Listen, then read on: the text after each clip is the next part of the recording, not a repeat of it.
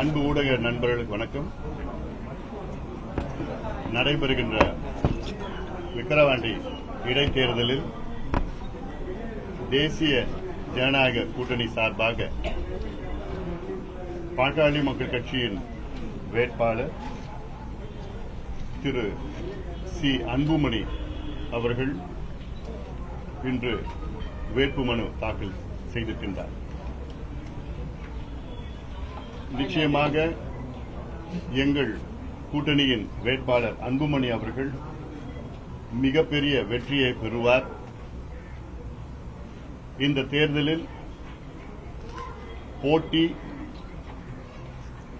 பணத்தை மட்டும் நம்பி இருக்கின்ற ஆளும் கட்சி திமுகவிற்கும் மக்கள் பலம், பாட்டாளிகள் பலம், விவசாயிகள் பலத்தை வைத்திருக்கின்ற தேசிய ஜனநாயக கூட்டணி எங்கள் கூட்டணி வேட்பாளர் அன்புமணிக்கும் தான். 10 ஆளும் கட்சி அமைச்சர்கள் இங்கேயே தங்கி அவருடைய அதிகாரங்கள் எல்லாம் தவறாக பயன்படுத்தி இப்பொழுதே வாக்காளர்களுக்கு எவ்வளவு பணம் கொடுக்கலாம், எப்படி அவர்களை வாங்கலாம் என்றெல்லாம் சமீபத்தில் நடந்த ஈரோடு இடைத்தேர்தலை போன்று செய்யலாம் என்று எல்லாம் கனவில் இருக்கின்றார்கள். அது விக்கிரவாண்டி தொகுதியில் நடைபெறாது. காரணம், இது எங்களுடைய பகுதி, எங்களுடைய தொகுதி, நாங்கள் பலமாக இருக்கின்ற தொகுதி. கடந்த காலத்தில் நீங்கள் பார்த்தீர்கள் பெண்ணாகரம் பார்முலா, இப்பொழுது நீங்க பார்க்க இருக்கிறீர்கள் விக்கிரவாண்டி பார்முலா.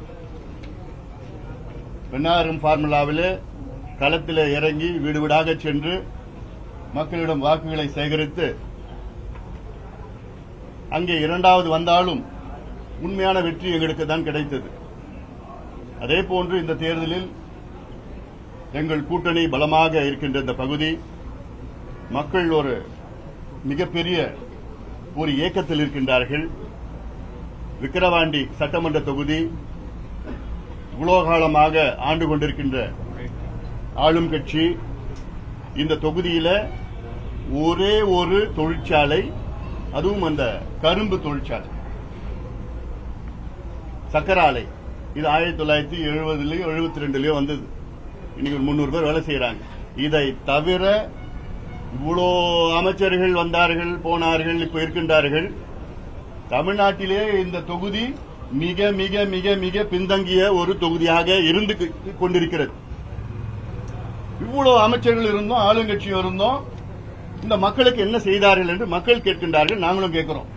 தேர்தல் நேரத்தில் வரீங்க, 10 அமைச்சர்கள் இப்ப வரீங்களே, இவ்வளவு காலமா எங்க போனீங்க? தொகுதி மக்களை பாத்தீங்களா? தொகுதிக்கு ஏதாவது செஞ்சீங்களா? விவசாயிகளுக்கு ஏதாவது செஞ்சீங்களா? இந்த விழுப்புரம் மாவட்டத்துக்கு ஏதாவது செஞ்சீங்களா? தமிழ்நாட்டிலே அதிக குடிசைகள் உள்ள மாவட்டம் விழுப்புரம் மாவட்டம். தமிழ்நாட்டிலே அதிக டாஸ்மாக் விற்கிற மாவட்டம் விழுப்புரம் மாவட்டம். கல்வி அறிவு கடைசியில் இருக்கிற மாவட்டம் விழுப்புரம் மாவட்டம். இந்த தேர்தலுக்கு மட்டும் 10 அமைச்சர்கள் வந்து உட்கார்ந்துட்டு இருக்கீங்களா? ஏன் அந்த மாவட்டத்துக்கு என்ன பண்ணீங்க? பக்கத்தில் கள்ளக்குறிச்சியில இப்போ கள்ளச்சாராய சாவு 4 பேர் செத்துருக்கிறாங்க. இப்போ இன்னும் எவ்வளவு பேர் வரப்போகுதுன்னு தெரியல. ஆமா, என்ன செய்தி வெளியில் இவங்க சொல்லிட்டாங்க, செய்தி வெளியிட மாட்டாங்களா கூட கேட்கலாம். அதனால இதெல்லாம் நிச்சயமாக எங்களுடைய தேர்தல் பரப்புரை சமூக நீதி அடிப்படையில் இந்த தேர்தலை நாங்கள் சந்திக்கின்றோம். சமூக நீதி காத்த மண் இந்த மண், தியாகம் செய்த மண் இந்த மண், இடஒதுக்கீடுக்காக ரத்தம் சிந்திய மண் இந்த மண். இந்த மண்ணில் நடக்கின்ற இடைத்தேர்தல் இது. அதனால மக்கள் தெளிவாக இருக்கின்றார்கள். இதுல இவங்க தான் ஆளுங்கட்சி தான் இந்த ஜாதி, இந்த மதம், இந்த இனம், இப்படி பிரச்சனை எப்படி மூட்டலாம், இப்படி எல்லாம் திட்டமிட்டு இருக்காங்க. எங்களை பொறுத்த வரைக்கும் எல்லாம் பாட்டாளிகள் தான். பாட்டாளிகள்லாம் யாரு? நெத்தியில வேர்வை வருவாங்க பாட்டாளி. அது யார், எந்த ஜாதி, எந்த மதம், எந்த இனம் இருந்தாலும் சரி, எல்லாம் பாட்டாளிகள் தான். அதனால இது நிச்சயமாக. ஆனா சமூக நீதி பேசுவதற்கு திமுகவுக்கு எள்ளளவும் தகுதி கிடையாது. எள்ளளவும் தகுதி கிடையாது. மேடைக்கு மேடை சமூக நீதியின் வாழ்க்கையே பேசிட்டு இருக்காங்களே. என்ன சமூக நீதி பண்ணீங்க நீங்க? கலைஞர் திமுக வேறு, ஸ்டாலின் திமுக வேறு. ஸ்டாலின் திமுக இப்போ இருக்கின்ற திமுக சமூக நீதிக்கும் அவங்களுக்கு சம்பந்தம் கிடையாது. ஏன்னா திரு ஸ்டாலின் அவர்களை சுத்தி இருக்கின்ற ஒரு 4-5 அமைச்சர்களுக்கும் சமூக நீதிக்கு சம்பந்தம் கிடையாது. அந்த அமைச்சர்கள் பேச்சை கேட்டுதான் ஸ்டாலின் அவர்கள் செயல்பட்டு இருக்காரு. நான் சொல்றேன், நான் அவங்க அமைச்சர்களா நான் பார்க்கல, அவங்கள வியாபாரிகள் வணிகர்களா நான் பார்க்கிறேன். அதுல ஒரு 3 வணிகர்கள் இந்த தொகுதியில பொறுப்பு எடுத்திருக்காங்க. இப்போ எதுக்கு? KN நேருக்கும் சமூக நீதிக்கு சம்பந்தம் இருக்கா? எதுக்கு வந்திருக்காரு இங்க பொறுப்பு? வியாபாரி. ஏவா வேலுக்கும் சமூக நீதிக்கு என்ன சம்பந்தம் இருக்கு? முன்மூடிக்கும் சமூக நீதிக்கு ஏதாவது சம்பந்தம் இருக்கா? இல்ல. ஆனா இவங்க எல்லாம் இங்க பொறுப்பு எடுத்துக்கிட்டு என்ன எப்படியாவது வாக்காளர் விலை கொடுத்து வாங்கலாம், அதுக்காக தான் இங்க போட்டு இருக்கிறாங்க. இதுவே அதிகாரத்தை தவறா பயன்படுத்தி நாங்க புகார் கொடுத்திருக்கிறோம், டெல்லி கொடுத்திருக்கோம், இங்க கொடுத்திருக்கிறோம். அமைச்சர் யாரும் உள்ள வர விடாதீங்க, பொறுப்பெல்லாம் வெளியில கழட்டி வச்சுட்டு வாங்க. தேர்தல் என்பது சமமா இருக்கணும். அது இடஒதுக்கீடு கொடுக்கிறோம் 3 ஆண்டு காலமாக ஏமாற்றிய திமுக, ஏமாற்றிய திரு ஸ்டாலின் அவர்கள் மக்கள் சரியான பாடத்தை புகுத்தார். இந்த தேர்தலில் கொடுக்கிறோம் எத்தனை முறை பார்த்தோம். இது ஜாதி பிரச்சனை கிடையாது, சமூக நீதி பிரச்சனை. ஜாதிவாரி கணக்கெடுப்பு நடத்தணும்னு எவ்வளவு கோரிக்கை, இவ்வளவு கேட்டோம், எத்தனையோ போராட்டம். பீகார்ல நடத்தி முடிச்சுட்டாங்க. பீகார்ல நடத்தி முடிச்சு இடஒதுக்கீடு அதிகப்படுத்தி இருக்கிறாங்க. அதுதான் உண்மையான சமூக நீதி. கர்நாடகால முடிச்சுட்டாங்க, ஆந்திராவில் பணி எடுத்துட்டு இருக்காங்க, தெலுங்கானா எடுத்துட்டு இருக்காங்க, ஒரிசாவில் அறிவிச்சிருக்கிறாங்க. இவ்வளவு மாநிலத்தில் பண்றது உங்களால பண்ண முடியாதா? ஏன்னா உங்களுக்கு மனசு கிடையாது. ஸ்டாலின் அவர்களுக்கு சமூக நீதி அப்படின்னு என்னன்னு அவர் அக்கறை கிடையாது, மனசு கிடையாது. அப்படி கொஞ்சம் எண்ணம் வந்தாலும் சுத்தி இருக்கிற 3-4 வியாபாரிகள் வந்து அதை கெடுத்துடுறாங்க. வேண்டாங்க, இது பிரச்சனையா எப்படி ஆயிடும்? என்ன பிரச்சனையா இன்னும் இருக்கு. களத்துல நீங்க பார்க்க போறீங்க, எல்லாம் பார்த்துக்குவோம். எப்படி எதிர்கொள்வோம்னு எங்களுக்கு நல்லா தெரியும். அதனால நாங்க களத்துல நாங்க பார்த்துப்போம். நிச்சயமாக இது இந்த தேர்தலில் அன்புமணி மிகப்பெரிய வெற்றியை பெறுவார், மிகப்பெரிய வெற்றியை பெற போறாரு. இவங்க ஆளுங்கட்சி நம்புறது ஒன்லி பணத்தை மட்டும் தான் நம்பிட்டு இருக்கிறாங்க. நாங்கள் மக்கள் சக்தி, மக்களுடைய உணர்வு, மக்களுடைய எழுச்சி, மக்களுக்கு ஒரு மாற்றம், அந்த ஒரு எண்ணம், இதெல்லாம் வேணும். அதுக்கு அந்த எதிர்பார்ப்பு மிகப்பெரிய அளவில் இருக்கிறது.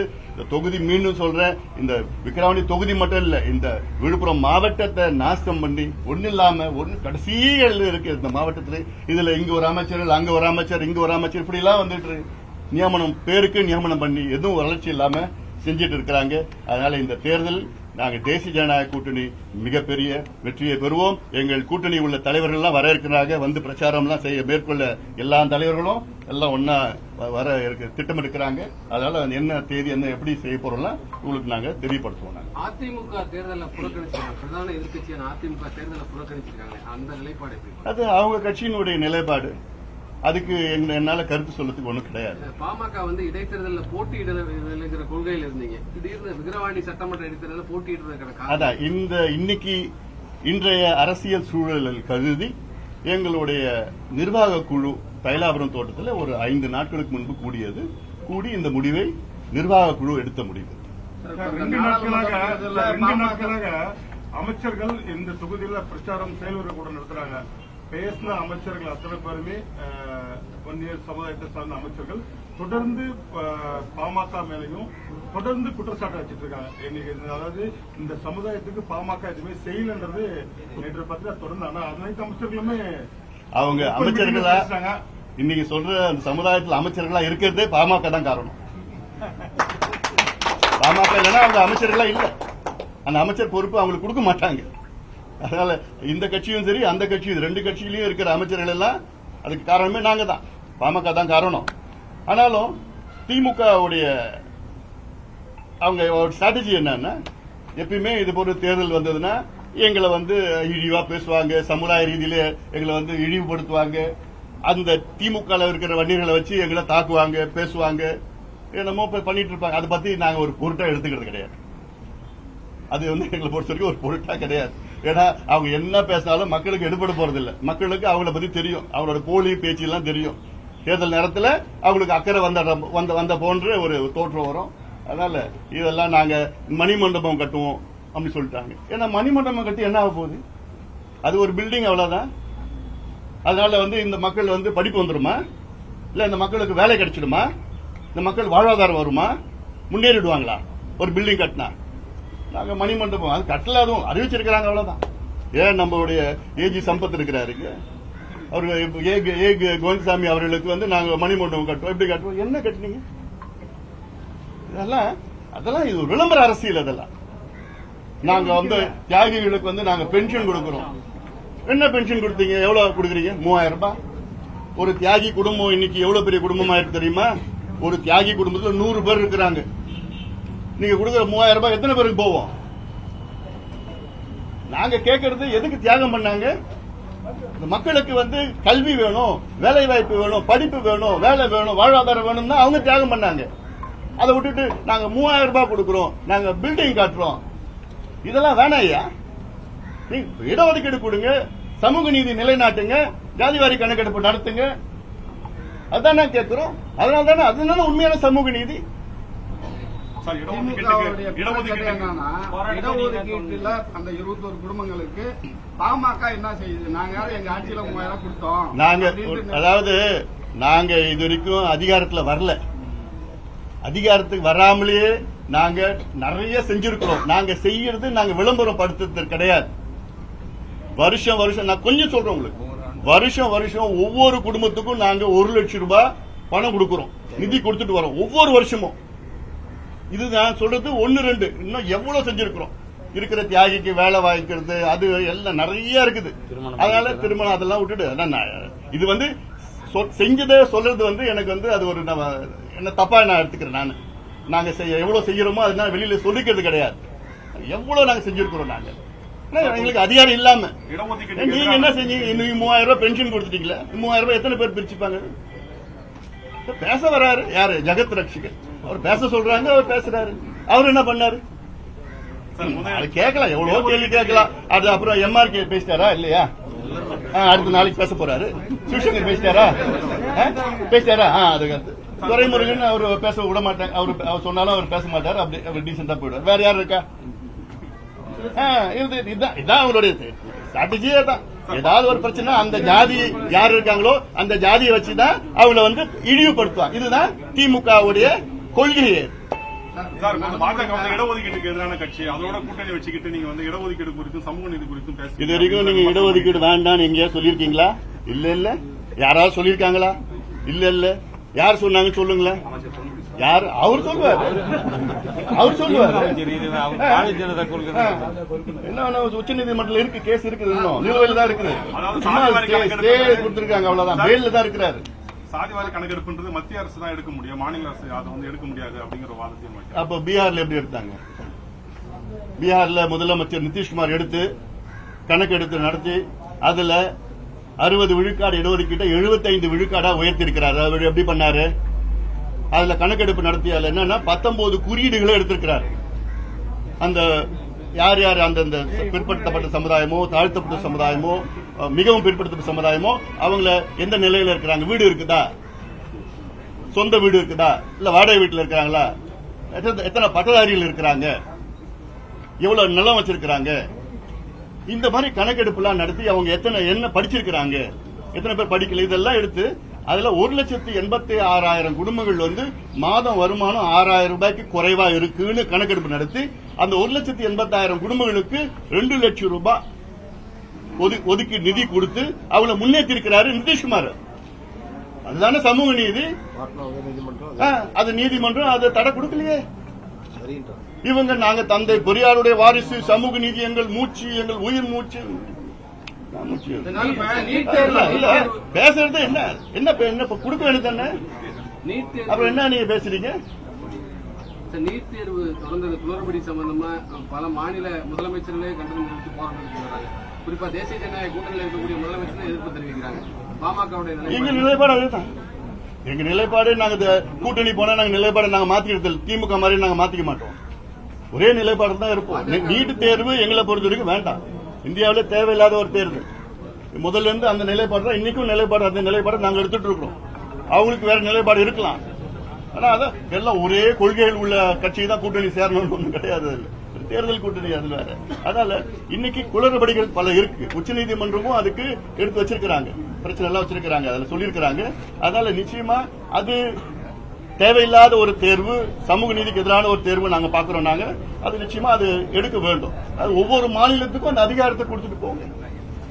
இது இன்னொன்னு முக்கியமா நீங்க கேட்க மாட்டீங்களே, என்ன கேள்வி கேட்கணும்? நீங்க கள்ளக்குறிச்சியில நடந்தது கேளுங்க. அது அப்பயே நீங்க சொன்னீங்க, மீடியாவில வரவிடாம பாத்துக்கிறாங்க. நீங்க கள்ளக்குறிச்சியில 4 பேர் கள்ளச்சாராயம் கொடுத்து உயிரிழந்த சொன்னபடி அதுக்கு மாவட்ட ஆட்சியர் வந்து மறுப்பு தெரிவிச்சாரு. கள்ளச்சாராயம் இல்லைன்னு சொல்லியிருக்காரு. சரி, அது என்னன்னு தெரிஞ்சுட்டு 10 பேர் அட்மிட் பண்ணி, எத்தனை பேர்? 10 பேர் இருக்காங்க மருத்துவமனையில் அனுமதிப்பட்டிருக்காங்க 10 பேர். அப்புறம் வேற என்னன்னு கண்டுபிடிச்சு சொல்லட்டும். ஏன்னா இதுல வந்து காவல்துறை யாருடைய பொறுப்பு? முதலமைச்சருடைய பொறுப்பு. ஏன்னா சமீபத்தில் நடந்த மரக்காணத்தில் நடந்தது, மரக்காணத்தில் ஒரு சம்பவம் நடந்தது. அதுக்கப்புறம் வந்து இடைக்கரை நாடு அங்க காஞ்சிபுரம் மாவட்டத்தில் அங்க இன்னொரு சம்பவம் நடந்தது. அல்ல ஒரே நேரத்தில் நடந்தது. அப்புறம் எதுக்கு நீங்க டாஸ்மாக் சாராயம் விற்கிறீங்க? என்ன காரணம் சொல்றாங்க? அரசு சாராயம் விற்கலன்னா இது போன்ற கள்ள சாராயம் வந்துடும், வித்துடுவாங்க. அதனால கள்ள சாராயம் சாவு வரும். கள்ள சாராயம் சாவை விட நீங்க விற்கிற சாராயத்துல தான் சாவு, கோடிக்கணக்கான சாவு, கோடிக்கணக்கான குடும்பம் நாசமாயிட்டு இருக்கு. அதனால சட்டம் ஒழுங்கு கிடையாது. நீங்க விற்கிற சாராயத்தினாலதான். ஒரு 5 நாளைக்கு முன்பு திண்டுக்கல் பேருந்து நிலையத்தில் ஒரு பெண் ஒண்ணு பாத்தீங்களா? அந்த வீடியோ பாத்தீங்களா? ஒருத்தன் குடிச்சிட்டு வந்து கையை பிடிச்சி இழுக்கிறான், வரையான்னு கேட்கறான்.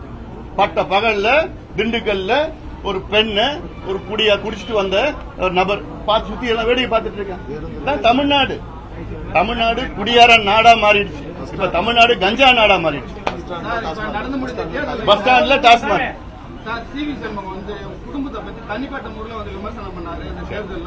அது சொல்றதுக்கு எனக்கு எதுவும் கிடையாது. எங்களுக்கு தெரியாதுங்க. உங்களுக்கு ஏதாவது தெரிஞ்சதா சொல்லுங்க.